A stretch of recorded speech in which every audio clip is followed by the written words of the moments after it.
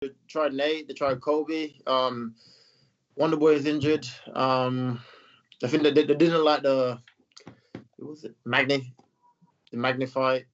Everyone's literally good on the rankings is either they're injured or they turn it down. I'm a totally different fighter from what I was on the full RDA, and my skill set has grown so much that I cannot wait to show the world and prove to the world. So he's coming in to see like another different fighter from what he's seen last 18 months ago. So I'm looking forward to it and looking forward to the challenge. Looking forward to being back active. Looking forward to showing the fans what I'm about and just showing the world that I am the best in the world. My man, welcome back to BT Sport, Leon Edwards. How are you, sir?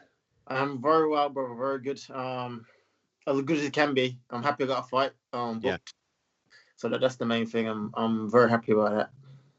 It's a long time since we sat down just outside West Ham Stadium, innit? Previewing UFC London, building up towards a Tyrone Woodley fight. That seems like such a long time ago. And I was just checking on my timeline the other day. It's literally a year, near enough to the day that we were sitting down doing that chat. I remember it. Like I said, it feels like so much has happened in the last year that it feels like it's been way longer than a year, right? Yeah. Going from headlining London to now here we are again, a year on. That's still before. So it's been an interesting year, you can say. Well, let's talk about the Hamzat thing first, right? Because me and you had a little bit of a back and forth at the end of last year, not on camera or anything. We're just chatting in general. And we were talking about the Hamzat situation. Booked for December, off because you had COVID. Booked for January, off because he had COVID. And obviously now booked for March again. Now it's off because of these lingering COVID problems that obviously Hamzat is currently undergoing, and we wish him all the well with his recovery, and fingers crossed he gets to resume his career quite soon. Yeah. Talk to me about the frustrations though, man, because you haven't fought since, since the RDA fight, since July 2019. That's a long time. Talk to me about the frustrations that you've had, in particularly over the last 3 to 4 months. It's been, like I said, it's been frustrating, and to go from having this fight in December against up and coming kid, and to me getting COVID and going through what I went through with COVID, then to be rescheduled again for Fight Island in January, and have that taken away from me, because there's been so many ups and downs, and I'm like grateful now to have a fight booked, and grateful to be able to go out there and perform. But it's been a frustrating last 4 to 5 months, and like I said, he's got COVID. I had COVID, so I understand what he's dealing with, right? I understand that. I lost a lot of weight. I struggled with my lungs as well, and so I wish him good health, and hopefully he can come back and we can probably meet one day down the line. But for now, I'm looking forward. I'm looking towards world title shots, and that's my main aim.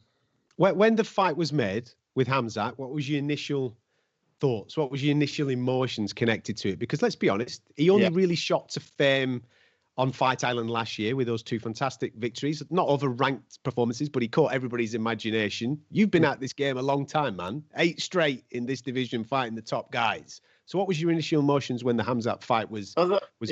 I was thinking, what are you talking about? You know what I mean? Like this kid ain't fought no one in the top 30 in the UFC. So for them to bring it to me, I was like, the first initial thought was like, what the hell are you talking about? But then as I sat back and thought, okay, this guy, Dana loves him. The UFC is pushing him.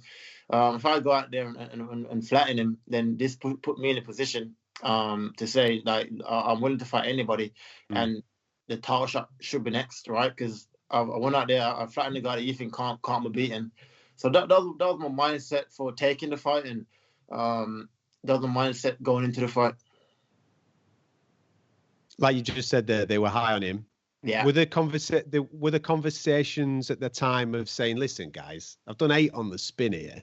If you want me to fight this guy that has just been ranked and kind of shoehorned into the ranking, and that's no disrespect to Hamzat, he might go on to be a world-class fighter. Yeah. But right now, as we've seen him in the UFC, he's been shoehorned into that top 15 into the welterweight division.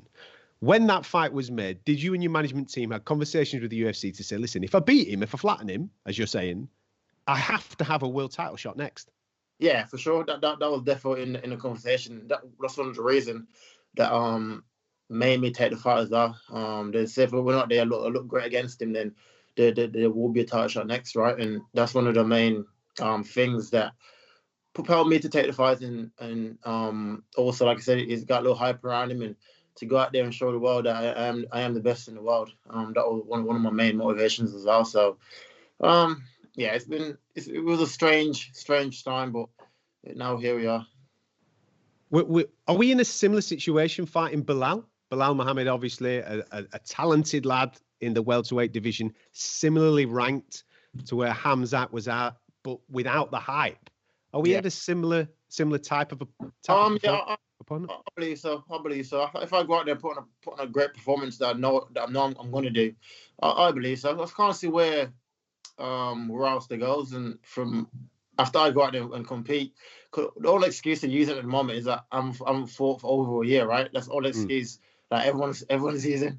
So respect for Belal for stepping up, and Colby after Colby to fight first. A higher ranked guy, he turned it down, saying I'm fought for over a year, and that's the reason why. And so I've gotten used to these excuses that these top guys are making. Talk me, Leon, come on, man. Let's talk me through that, yeah. Because the UFC came out and they said, we are working on Leon Colby. That is what we are working on. We heard Dana say it. I saw you do interviews and you went, bring him to me, man. I'm ready. Let's roll. Why is it not Colby? Like I said, the man run and made excuses. He came out, I think, like a couple of days after, like, I am fighting him, and I can't tell you why. I'm number 3. He's number 2.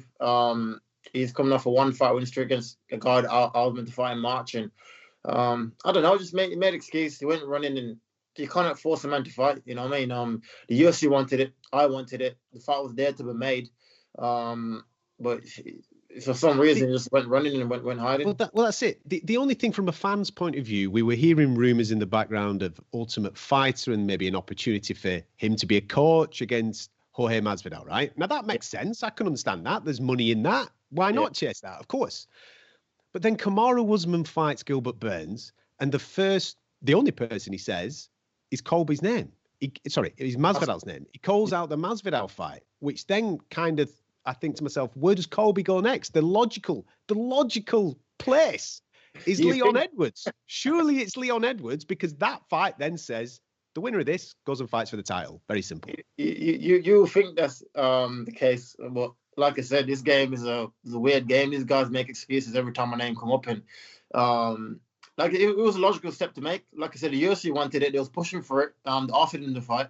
I wanted it. I was pushing for it. He turned it down, and like I said, they cannot force him to fight. You know what I mean? He can sit there all he wants. But I don't know where it goes from here. I can't see who else he fights from here. And if he wants to be world champion, he has to fight the top guys, right? And I can't see where it goes. Wait, when you say he turned it down, did he turn it down because you were adamant that you wanted to fight March the 13th, or did he ever come back and say, "Listen, I can't do it in 4 weeks. Let's do it in 6 or 8 weeks. Can we get a different date for it?" From what I know, he just turned it down. He just said he doesn't want to fight. He wants to wait for a title shot. And that's basically what it was. He just said no. He didn't come up with no, like, "Oh, give me a longer date," or give me a longer camp. He was like, basically, he doesn't want to fight me, and he wants to wait it out. So, mate, it's baffling that, and it seems to be coming. We seem to be hearing more of it, that it's becoming easy to turn down fights. Yeah. In UFC, I mean, we all fell in love with this sport and this organization because people just didn't turn down fights, man. You got offered fights, you turn it down, or like you say, you come back with a counter. You said, "Listen, I can't do that in 2 weeks. I can't do that in 4 weeks. Give me 8 weeks, and I'll be ready for you, man." Yeah, exactly. That's like you said. That's what made the sport, right? That's what made it popular. That the top guys was fighting the top guys, but now, like I said, is for me. Look now to fight Belal Muhammad. He's ranked number 13, number 14, and that's how much I'm willing to compete, right? I have to go down the rankings, went from Colby to all the way. Each guy asked everyone, and he's the only one that said yes. So this is the way the sport's heading, and I think it's ruining the game, and it's ruining the sport I love so much. But what can you do? As you look down those rankings, I know there was a bit of back and forth between yourself and the nicest guy in this division, Stephen Thompson. I know you share a management team. And Stephen himself has admitted, listen, man, I'm still recovering from broken hands. Again, you were adamant on March the 13th. I don't think either of you got any problem with fighting each other. It's just the length of time. You need to get back in the octagon. So I'm assuming that it's the date that kind of stopped that one from happening. Yeah, for sure. And he's injured, you know what I mean? Like, he came out the other day and put like a mad tweet out. The manager messaged him like, "Are you serious?" He's like, "No, I got a broken hand." He's like, why did you tweet it? I think it was his birthday or something. So he's like probably on the piss and trying to keep his name relevant. But I think it's probably the date. I think he would compete against me, but I need to fight in March, right? I've been off for way too long. I'm young. I'm not injured. I'm fit. So why should I wait? Let's say I do wait till April, May, whenever they're ready for. But then something else happened. Then I'm out for 2-3 years. It's like I can't keep waiting on these guys. And Belal stepped up. He's the one I'm focusing on right now, and that's my main motivation: go out there, look good, and put this guy away. By the time you fight, it'll be 20 months outside of the octagon, which is absolutely mental for, like you said, someone of your age in the prime of your career. You need to be out there doing your thing. Now, I can see the upside for Belal. I can see the upside. He's fighting the number 3 in the division, mate. You know, I can get all that, and he's doing it on short notice. I know he's only just had a fight last weekend. I get it. Yeah. What's the upside for you? Have you had? Obviously, there's been in the octagon. There's fighting. Of course, that's an upside when you've been out for such a long period of time. But have you had a conversation where you've said, "Listen, I'm fighting this guy. If I beat this guy, I'm the next guy in line. It has to be a title shot next." I was supposed to the UFC about it, and they've basically go out there and perform. And if I got to put a great performance in, I think I get the next title shot next. Like I said, I can't see where else to go. You know what I mean? Let's Masvidal's fighting Usman in June. Then I'll fight the winner of that. You know what I mean? That's the only fight that makes sense. And I will not entertain any other fight apart from that. I've been like on a 9-fight win streak, the second most to the current champion. So I just can't see. I can't see where else to go. It's the 3rd of all time in the division of all time, not just current. 3rd of all time. You've got Kamaru, GSP, and you. Yeah, exactly. So what can they can't slot no one else in there. What did you make of Kamaru calling out Jorge after the way that the first fight went in particular? Looking at it from a business point of view, for him, it's a smart move, right? Because I think Kamaru beats George 9 out of 10, 10 out of 10 times. So if it was me and I was in his position, I get easy work for a payday, then I'll probably do the same thing. But I don't think George deserves it. I don't think he deserves the fight. He's coming off performance against Kamaru Usman. I saw like a stat the other day about Robert Whittaker. He's like, Robert Whittaker won the bout and he defended the bout, lost the bout once, and then now he's like doing like 3 or 4 tough fights to get back to the bout, and George just slide right back in, which is a mad thing, right? And that's the way the sport's going. It's like it's a mad game of winning. You just can't predict it and what's going to happen, and you just got to focus on yourself and just do you. Well, let's talk about last year, because last year was mad in itself. All right, we know that obviously the fight in London fell off with Woodley, and then there was all that crazy travel situation where you just couldn't get there, man. You just couldn't get to London, and we saw Gilbert obviously take his opportunity. What's it been like watching that division develop without you being active? It's been like many different emotions. There's been like ups and downs, and been frustrating. That's number one, and just frustrating, really, just seeing it and just knowing that I can beat these guys and just not have an opportunity for these guys to step up or the opportunity to travel to compete. And it's been a frustrating year from leaving the back of 2019 an 8-fight win streak, going into 2020 thinking this is my year to win the world title shot, and to have it all win on pause basically for over a year. It's been a frustrating year, and that's it really, just frustrating. And I was looking forward to now going out and competing and reminding the fans of how good I am, and that I am one of the best in the world, and just that's it really. When Masvidal stepped in on Fight Island to fight Usman, do you look back at that time with any regret? Because I know you counter-offered. I know that they spoke to you about an opportunity there, and you counter-offered with listen, give me an extra 4 weeks and I'll be ready for that fight if we can do that. Do you regret anything around that time? No. I don't regret much decisions I made in my career. I do it for me, right? I'm not in the business for the UFC, and I know look how long it take to give me a title shot now, and I'm winning. So imagine if I went out there and just do like a short 2 weeks notice fight and lose a title shot. I'd never get a title shot again if they take it this long and I'm winning. You know what I mean? So I stand by my decision. The UK was in lockdown. I wasn't in the gym, so it was hard to take a world title fight on that basis that I couldn't prepare for it. Just go out there and fight just to fight, and it just wouldn't make sense to me or my career. But that day will come. What happened around the ranking situation as well, man? I remember us having a bit of back and forth and a bit of banter about it. But what happened? I don't know. I woke up. I saw on Twitter first. You've been removed from the rankings. So like one of the fans put it. I was like, "What are you talking about?" So I went on the website, and I was like still there for like a little while. I was like, "Nah, you're talking madness." And so I messaged my manager and said, "Oh, what's going on?" He's like, "We're in negotiations for a fight," and basically using it as like a tactic, I think, to like get me to take the fight, and that's it really from what I know. Jeez, man. And then reinstated, and then you get a fight. It's a mad game. It is. It's an incredibly mad game, and you're right in the middle of it. Right. But like you said, it's your life. Yeah. And you've got to manage it the best way that you can manage it. And I know that you're extremely frustrated in and around that time, looking for the opportunity to be fighting the big boys in this particular division, fighting for the title, and therefore to be leveraged in that kind of way is slightly unfair. But now we're here. We have a fight. You've stuck to your guns and said, I'm fighting March the 13th no matter what.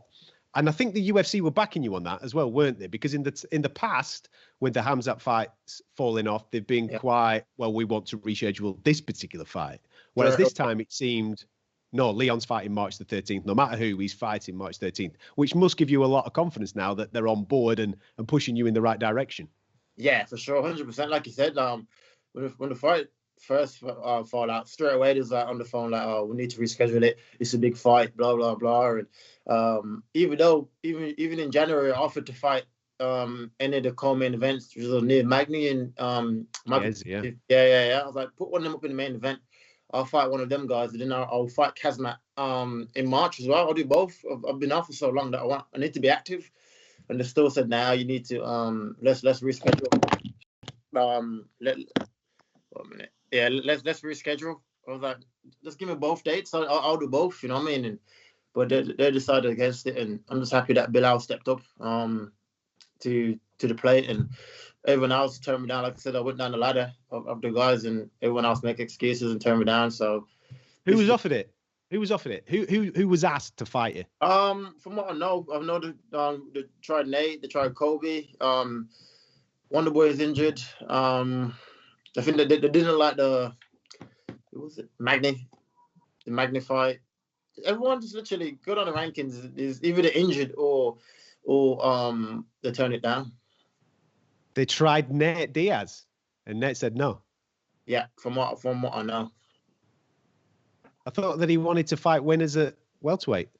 I think Twitter and real life is two different things. Right? They all talk a lot on social media.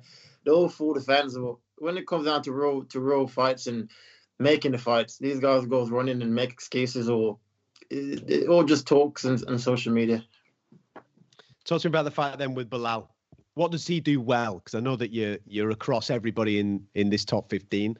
What does he do well? What does he bring to the octagon? What does he bring to the fight on March 13th? He's been active in a four fight win streak. He's at a good pace. It's just a good pace. I don't feel like I am leaps ahead of him and leaps above him in technique and skill set and everything. And so I'm just looking forward to going out there, performing, showing the world what I've learned over the last 18 months or so. I'm a totally different fighter from what I was when I fought RDA, and my skill set has grown so much that I cannot wait to show the world. And prove to the world. So he's coming in to see like another different fighter from what he's seen last 18 months ago. So I'm looking forward to it and looking forward to the challenge. Looking forward to being back active. Looking forward to showing the fans what I'm about and just showing the world that I am the best in the world. I know you're a man of faith, and things do happen for a reason, Leon. And as you just said there, when in your professional fight career would you get a break? I know you didn't want the break, but where would you get a break like that in order to maybe freshen the mind up, learn things rather than training for a specific opponent? You're getting to learn and develop your craft. And as you've just said, become a better fighter over that period of time. Do you feel that that's happened over the last 18 months? Yeah, for sure. Like, I always believe there's everything happened for a reason in my life. And for sure, I've grown leaps above what I was back then, and my skill has grown, my mindset has grown towards the game, and just understanding where I fit in the game and what needs to be done in the game. So I've grown leaps, and I just cannot wait to go out there and show it. And like it with two different guys that he's preparing for. What I was in 2019 and what I am now is mentally and physically is two different guys. I know that making predictions is crackers in this COVID world and even in the UFC. But how many times are we going to see you in the octagon this year, do you think? I'm going to have to be busy. I'm 30 this year, so I need to be active, right? So, mate, I'm 40 this year. Don't be giving me that, all right? I've got 10 on you. Bro, I remember I used to talk about like, all the guys in the top 10 that are all like in the 35, 34. But now I'm like getting up there, so I need to get active, and so I want to go 3 times this year. I go March, go like in summer, and then go end of the year, and let's see how it plays out. Like I said, the tough for me after this should be the title shot. So we'll see what happens with that and go from there. Time frame wise, we're being led to believe that Usman and Masvidal is going to be some tough thing, which gets, I don't know, filmed in May with a fight, around June, July time. How does that work for you schedule wise? Because you fight in March. I would assume that you want to fight again around that time, don't you? After the fight in Usman and George, you 100% fight for the world title in contract. Then I'll wait for the world title shot. But if they come in like laying and saying this, that, then I'll take another fight, right? That makes sense to me. A guy high in the rankings, that makes sense to me. But my aim is to be world champion. So if they come to me first and said, okay, is put in contract, you fight for the world title after this, then I'll wait for the... Okay, I'll give you a scenario. To finish this off, I'll give you a scenario, right? You fight Belal on March 13th, you win that fight, you come through it, you look good. Yeah. They come to you and they said, listen, we're going to do... Kamaru wants to do tough. He wants to do it with Jorge, so we're going to do that. That's what's going to happen, and they are going to end up fighting for the title off the back of it. We're going to do it June, July. Yeah. We want you on that same card, and we want you to fight Colby. Are you in? I'm in.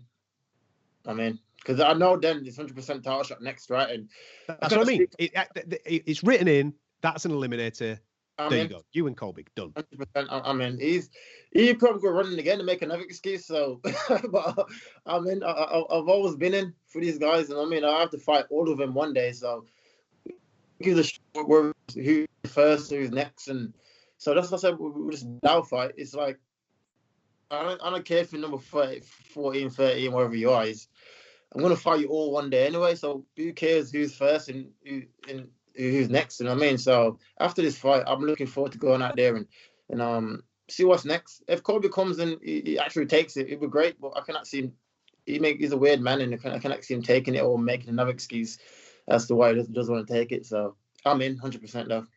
Sounds good to me, man. What's the process now between now and obviously March 30th in Vegas? You've got to get over to America and all that type of stuff. Yeah. Talk me through what happens. How are you going to stay here when you're going out there? What's your quarantine processes? I leave here on March the 2nd, I think. So next Monday, Monday after. Okay. So you're having a good stint out there. You're having a good couple of weeks out there. Like same as I did for RDA. It's about 12, 13 days. Same as I did for RDA, and I'll be acclimatized well. I'll be adjusted well to the time, and so from now to then before I leave, I'll just be refreshing my mind and on what Belal does well and what he does bad, and his tendencies of what he does, and I'm a very good reader of opponents, and I'm very smart when it comes to MMA. So I've been going over my coaches because he's two different similar styles to Kazmat, but he's a smaller man. The range is different. His technique is different. So I'll be looking at that now until then, and just breaking him down bit by bit and seeing what he's good at and what he's at, and going from there. Listen, I think I speak on behalf of every single fan in the UK. We are just delighted that you are back in the octagon, mate, and I'm sure you are as well, mate. It's been a frustrating time, but we're looking forward to it. March 13th, Leon Edwards is back, and someone's getting it, because I could tell in his face that he's ready. I feel young again. You know, like when I was a kid, I was excited to fight. And this is how I feel again. I feel like revived and just ready to go. And I cannot wait to go out and perform. And I just can't wait. Leon, go well, man. Stay well, stay safe. Good, man. Let's get back to it.